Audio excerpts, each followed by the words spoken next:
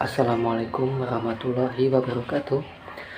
Pada kesempatan kali ini saya akan melakukan presentasi video yang bertemakan review penelitian yang berjudul Profesionalisme dan Independensi terhadap Kualitas Audit dengan etika auditor sebagai variabel moderasi. Sebelum kita memasuki bagian inti video, izinkan saya untuk memberikan sedikit perkenalan.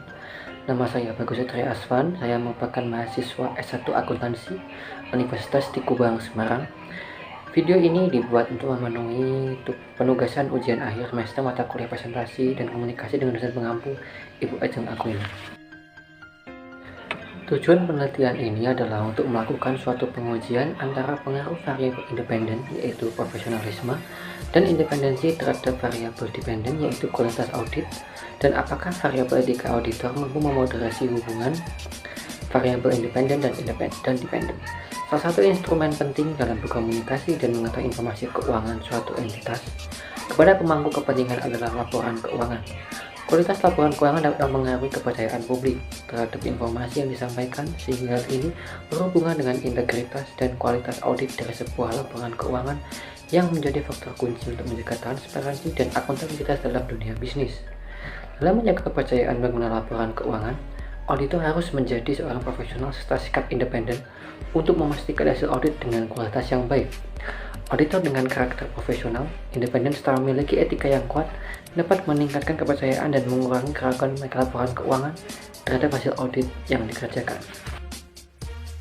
Penelitian ini menggunakan data primer dari pernyataan responden melalui kuesioner dengan mengambil populasi sejumlah 62 orang yang diambil menggunakan purposive sampling teknik dengan kriteria pertimbangan tertentu, yaitu manajer, partner, senior, dan junior auditor yang memiliki gelar minimal D3 akuntansi sesuai dengan bidang yang ditekuni dalam KAP Aktif Provinsi Jawa Tengah tahun 2023 dan terdaftar dalam Direktori Ikatan Akuntan Publik Indonesia.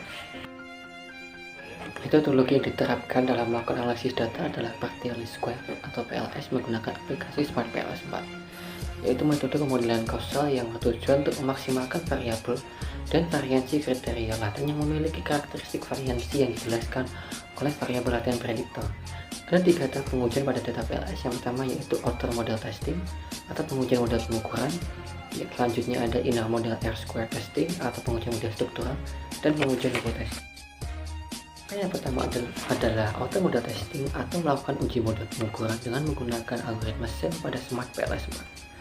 Maka pertama yang dilakukan adalah dengan melihat dan menguji outer loading factor, sehingga dengan kriteria apabila indikator yang telah digunakan memiliki nilai lebih dari 0,7, maka nilai yang digunakan telah memenuhi kriteria faktor pengisi dan dipastikan valid. Pada penilaian ini, hasil dalam gambar menunjukkan semua indikator memperoleh nilai lebih dari 0,7 dan menunjukkan bahwa indikator yang digunakan telah memenuhi kriteria faktor pengisi dan dipastikan valid.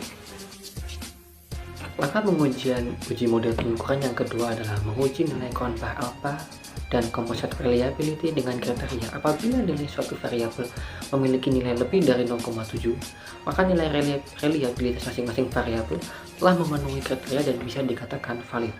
Pada penelitian ini, hasil dalam tabel menunjukkan konstruk masing-masing variabel menunjukkan bahwa nilai reliabilitas masing-masing variabel telah memenuhi kriteria dan bisa dikatakan valid karena memiliki nilai konvah alpha dan composite reliability lebih dari 0,7. Selanjutnya, langkah pengujian yang kedua adalah inner model R-square testing atau pengujian model struktural adalah analisis yang digunakan untuk menghitung proporsi variasi nilai variabel dependent atau Y terhadap variabel independent atau X. Model ini bermanfaat untuk memprediksi kualitas suatu model. Kriteria R-square adalah: 1. Model dianggap substansial atau kuat apabila nilai penyesuaian R2 adalah 0,75. Yang kedua, model dianggap moderate atau sedang apabila nilai penyesuaian R2 adalah 0,5. Dan model dianggap buruk atau lemah apabila nilai penyesuaian R2 adalah 0,25.